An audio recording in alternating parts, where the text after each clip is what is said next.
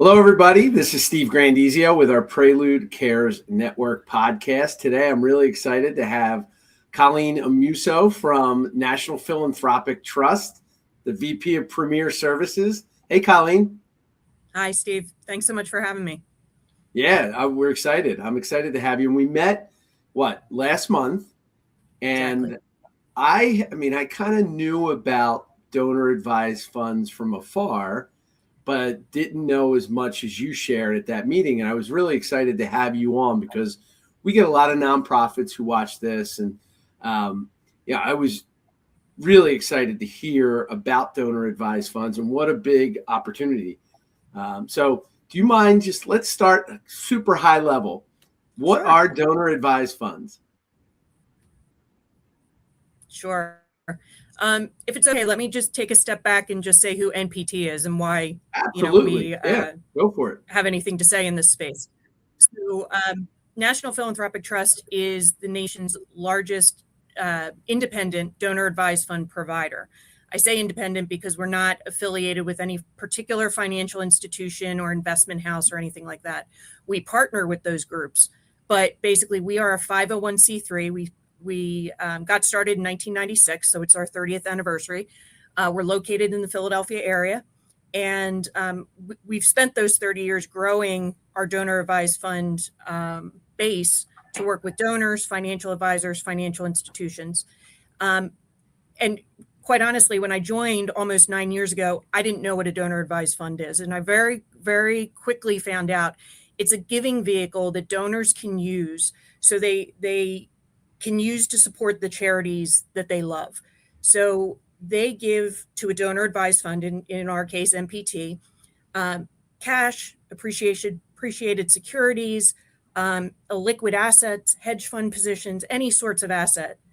And we liquidate it, put it into an account for them where they can recommend grants in the future. So they make a one-time donation now, and then they can use that account to recommend grants to their favorite charities in the future. In the meantime, we are investing those assets. So those assets can grow tax-free to the donor because we are a charity. They receive their tax benefit when they make the initial contribution to NPT. Gotcha. And as they grow, as that fund grows, they may be giving out those grants, and it may not even be depleting the fund because it's also growing. Absolutely. Absolutely. So they have the opportunity to give more to the charities that they love or that they care about, or they may not even know about right now. They may in the future come across or have a pet project or something. They have these funds in reserve. They can only be used for eligible 501c3s. So it's not like they can't get the money back. We can't spend it on anything other than a charitable grant. And that's the end goal. There's no other use for these funds but getting it out to end charities, other 501c3s. Gotcha. And this is in lieu of them just writing a check, right? Why is it so much better than them just writing a check for their favorite school or their favorite, whatever the nonprofit is, their favorite 501c3? Sure. It's quite honestly a matter of convenience for the donor. Instead of writing a series of smaller checks, they make one large donation to the donor advised fund provider, and then they can make those smaller donations or even perhaps a larger donation than they would have if they were writing a check. As I said, the funds are already allocated for philanthropy. They're already allocated for charity. So they may say, hey, I've got the funds in this donor advised fund. Let me give a bigger donation than I would have if I have to look at it in my checkbook up against other things that I write checks for. And then when they look at the tax benefits as well, making one large donation to a donor advised fund may be more tax advantageous in that year than smaller donations that may or may not reach the deductible limits that are provided in any given tax year. So there's the benefit to the end charity, but also the benefit to the donor. Now, is this something that folks who have the means to be able to give are learning more and more about each year? Like, are donor advised funds growing? They're growing exponentially. And it's not only even through donors with means, although that is a large group that use donor advised funds. But the barrier to entry, if you will, for a donor advised fund is shrinking rapidly. The minimum balances for many providers, including MPT, are much lower. Some providers in the market have a zero minimum balance. So Wow. you could start a DAF for very little. The granting amounts are, not too onerous. MPT, for example, has a minimum grant of $250, but it could go to the balance in the account. But we see a lot of donors actually have what might be considered rather small accounts. While we do have donors with 6, 7, 8 figure accounts, we're not that's not exclusive to that group. Gotcha. Okay. And does MPT have a minimum requirement to start the fund? I know 250 is the grant, but how is there a minimum to start a fund? For NPT, it's $10,000. Okay. All right, but there are some out there who are zero, but even $10,000 is that, you would think the majority of folks who are thinking about DAFs would have that to put into a DAF. Right.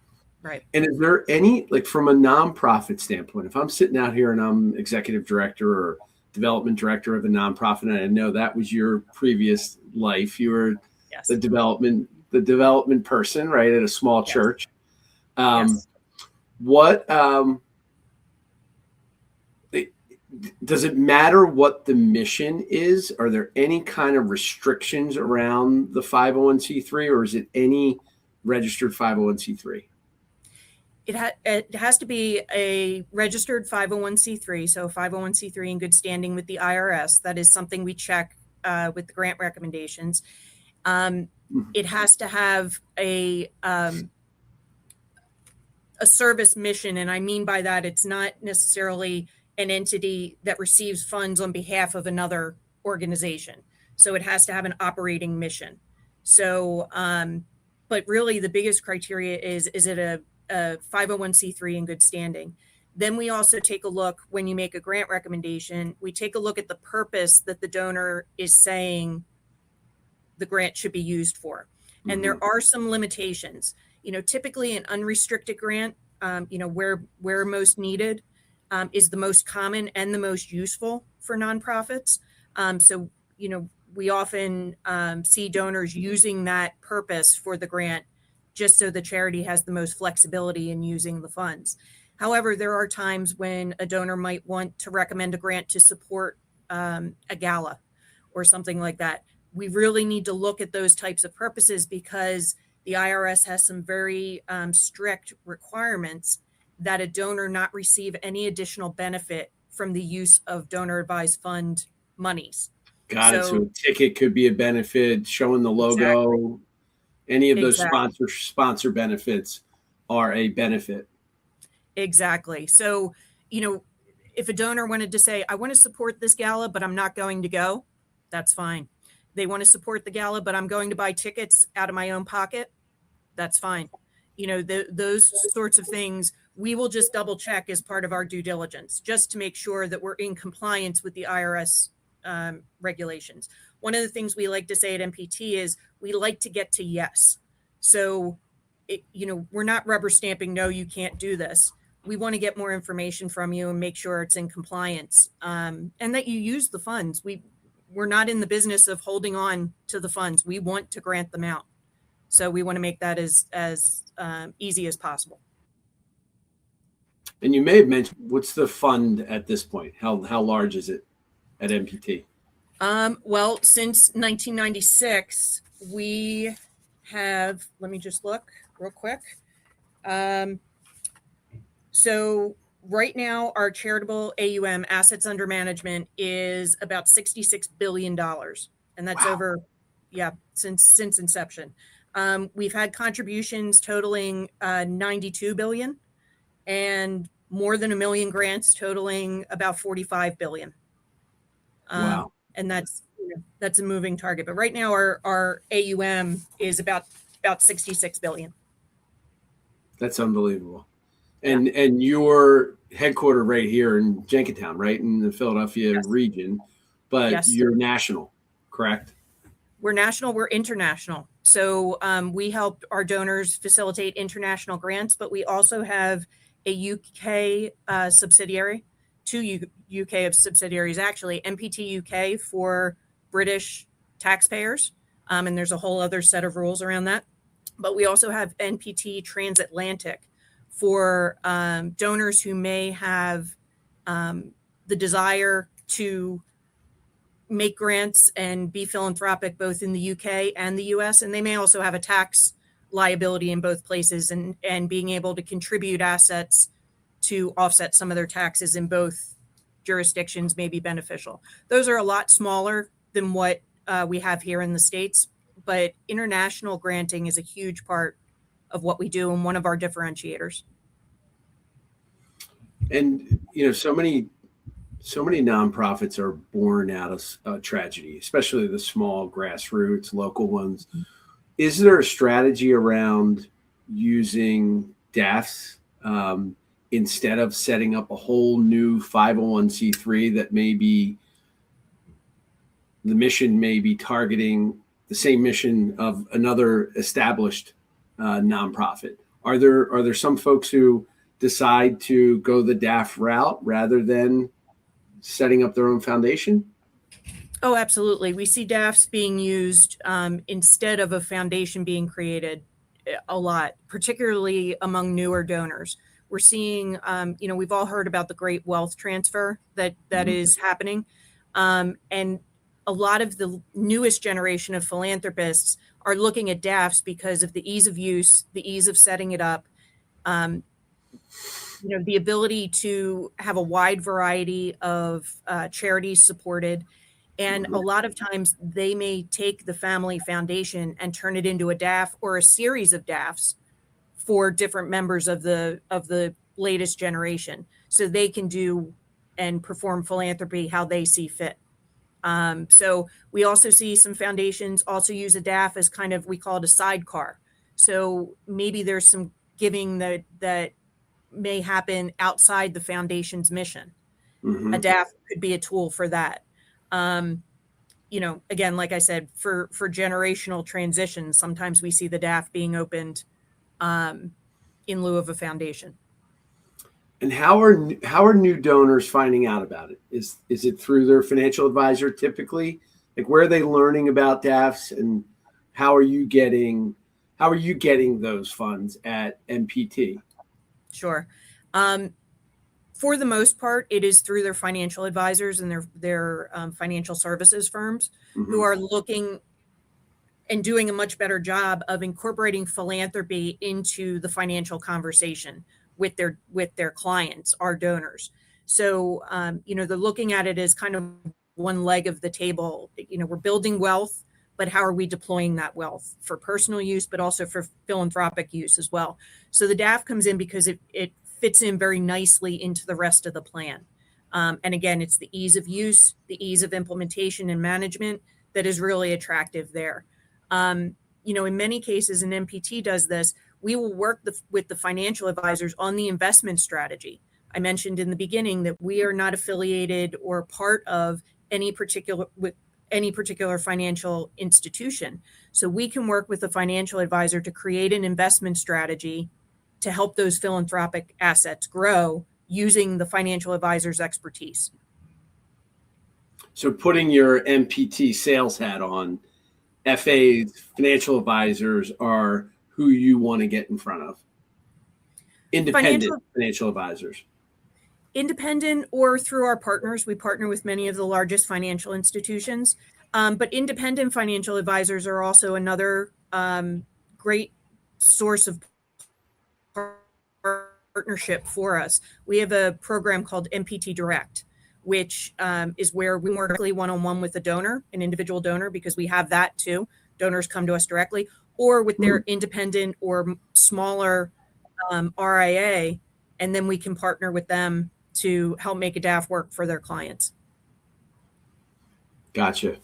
So from a nonprofit standpoint, if I'm a nonprofit and I'm learning about DAFs for the first time, are there any strategies that you can employ to go, quote unquote, go after DAFs, or is it really a reactive thing? Like, how is this a strategy to diversify their revenue stream? It is a strategy, but I think nonprofits need to look at DAFs as just another philanthropic vehicle that their donors use. It's not that there are necessarily donors out there that they haven't tapped into all because of DAFs. It's probably their existing donors who may be writing them a check today because they don't think I can use my DAF for this. So it could be the opportunity that you get a check from this donor and it's X amount. Well, if you know or find out they have a DAF, they may donate more to you through their DAF because they have this reserve ready for philanthropic use. So if I were to talk to a nonprofit, some very quick and easy things to do: put your EIN on your website. That is one thing that DAF providers and donors put in their grant recommendations to make sure the funds get to the right entity. Put it in your letterhead, along the bottom of any solicitation letters. Be very intentional. If you have a DAF, please remember our charity when you're considering how you use your DAF.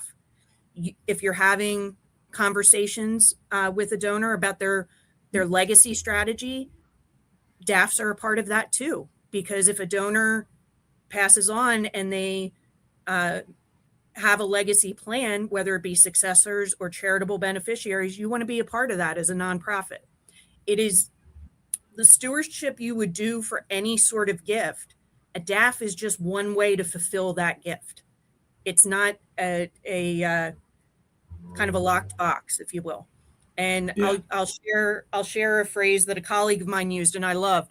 DAFs are not warehouses for philanthropic funds. They are greenhouses for philanthropic funds. DAFs are where a donor can grow the assets that they can pass on via a grant recommendation to an end charity. And it grows through the investments that are made. But as I said before, our goal is to grant. Our goal is to get the money out of NPT. We want to grant out that $66 billion. We're not interested in keeping it to ourselves. The goal is end charities. So I would say, and you may be able to tell I'm a little bit passionate about this as a former fundraiser myself, who didn't know much about DAFs. That was an opportunity left on the table. If I had just put in my fundraising letters, if you have a DAF, remember us, or if you have a DAF, here's our EIN. That could have been opportunity that I didn't tap into otherwise. Yeah. So in your communications, it could be in the newsletter, it could be in your end of year capital campaign. I'm even thinking something else is, could a nonprofit sponsor a webinar so that their donors can learn a little bit more? Because there could be donors who write a check, like you said, who don't know about DAFs. And, maybe that's an opportunity to be able to get some more DAFs from people who already care about the mission. Now it hopefully sets up a revenue stream down the road. And then, I'm thinking financial advisors as well, even though they're not the ones recommending, they still have a really tight financial relationship with their donors. And if it's if a nonprofit has a financial advisor who already is passionate about their mission, maybe there's opportunity there. Yeah. I mean, it's like I said before, the DAF is not some sort of black hole. It is really, you should really look at it as just another vehicle. If you're taking checks, if you can take appreciated securities as a nonprofit, or, in a liquid sort of gift, a DAF is just one other type of donation that you could take. Speaking of those types of gifts, though, if you have a donor who has an illiquid or a security, real estate, anything like that, they may want to use a DAF to get those funds to you. You as a charity may not be able to accept those sorts of gifts, but most DAF providers can, NPT can. And then the funds become available through the grant recommendation to you. So what do you do? So they have real estate. Mm-hmm. They gift that real estate to MPT, who's a 501c3. Right. And do you sell it? Do you liquidate it? Or yeah, I mean, our goal, we're not looking to be real estate tycoons. With these illiquid gifts and non-traditional gifts, our goal is to liquidate and make those funds available for then granting on to charities. Now, while we accept a wide variety of gifts, we do have to do due diligence. If somebody wants to sell the house, or not sell, donate the house to us, if somebody wants to donate a house to us, but it still has a mortgage, well, that's not gonna work. Or if there's some other debt tied to it. So that it's not 100% of the time we'll take it, but like I said before, we're going to try to get to yes. But there are some things we can't take. We do take crypto, for example. I was going to ask that. You got to my yeah, we do. Crypto. Wow. We do take crypto, and in that case, we sell it immediately, and then the funds are available. We've had some great stories of, Stradivarius violin bows was something that was donated to us, and we had to get an appraisal and go to an auction house and so on. But then those funds were available for the DAF for future giving. People have given us paintings. Somebody wanted to give us a diamond. I'm not entirely sure what happened to the diamond there, but I think we took it, sold it, and the funds were then available for charity. Was it a man or woman who gave the diamond? I think it was a woman, but the point being, like, there's great opportunity.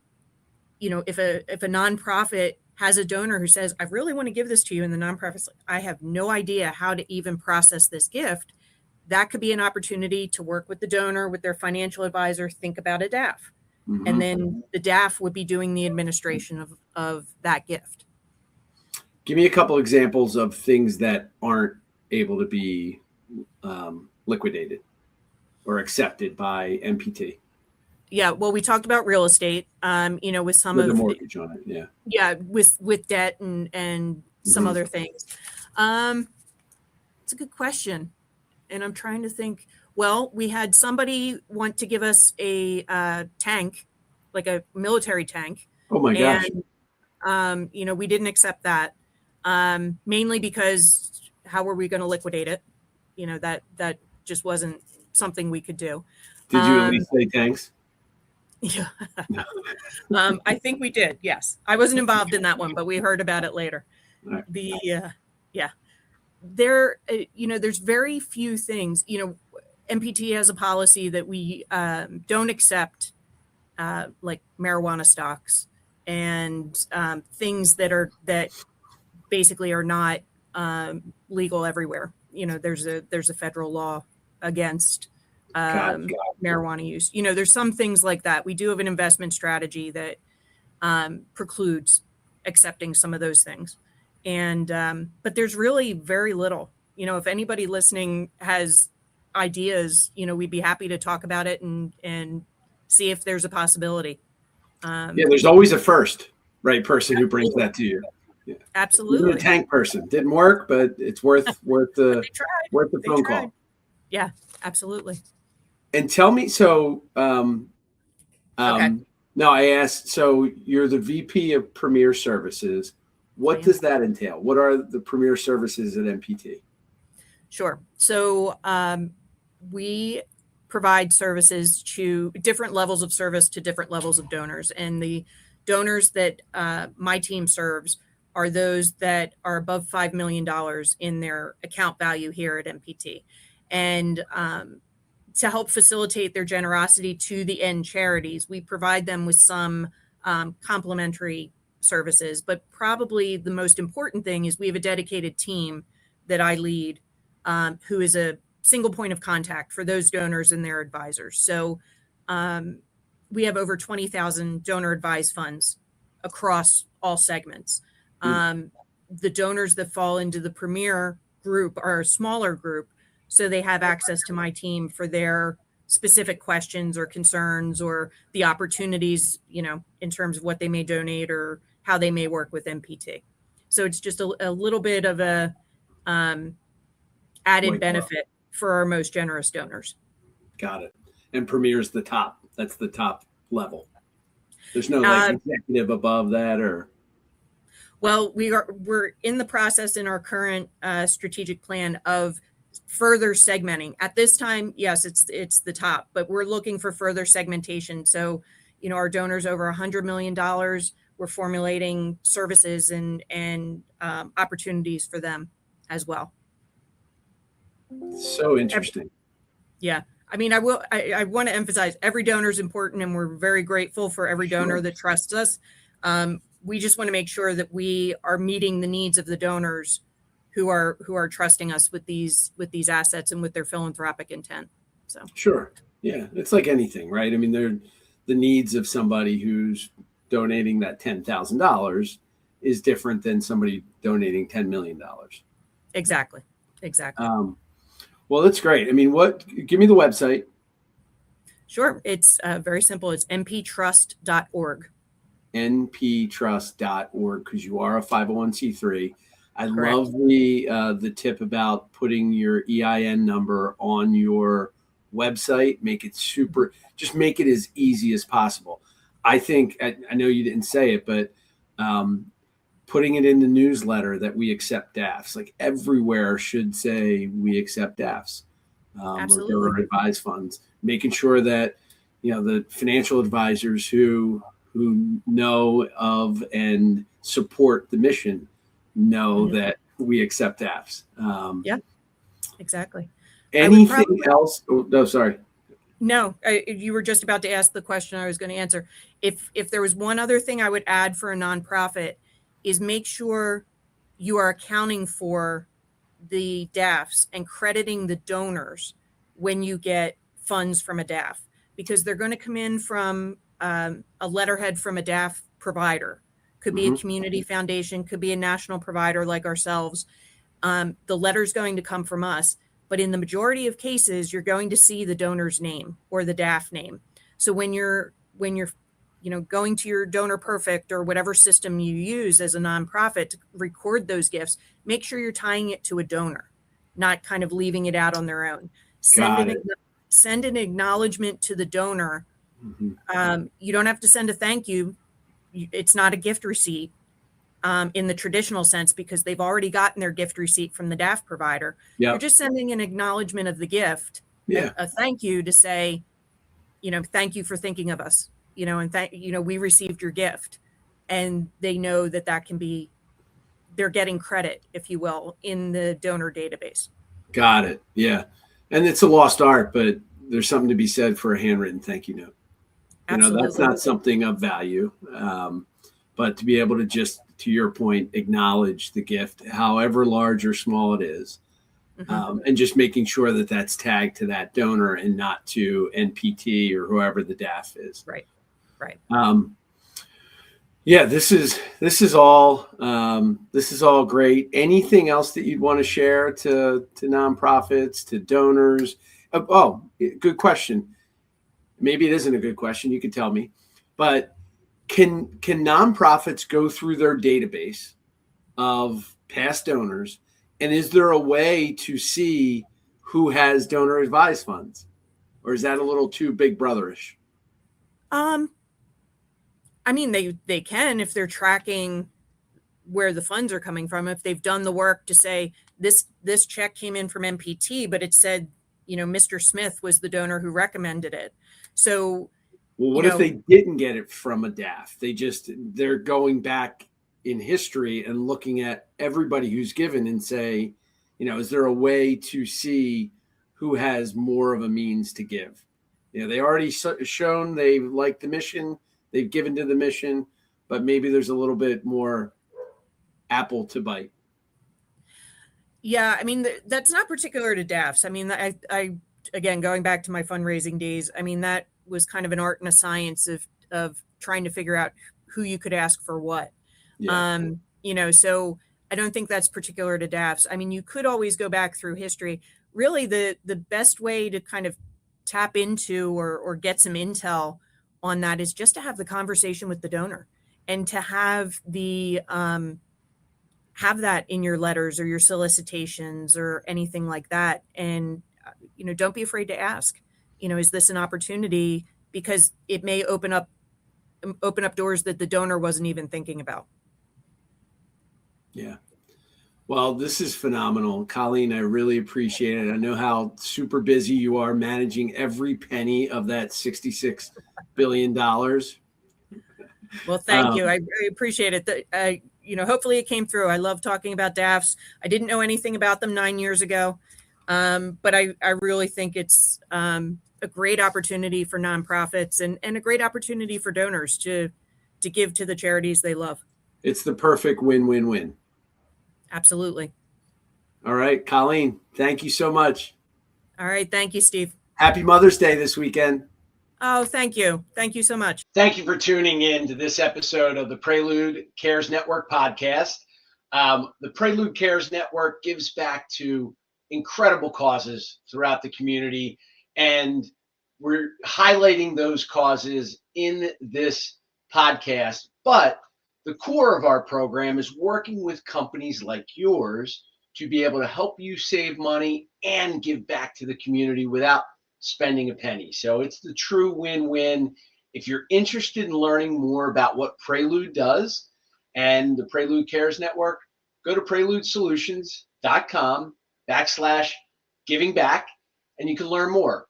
Reach out to me. You can link in with me on LinkedIn at Steve Grandizio. Follow us on LinkedIn at Prelude Solutions, and we'd love to be able to help your company and your organization save some dollars and also make a contribution to some fantastic causes. Have a great day. Thank you for joining.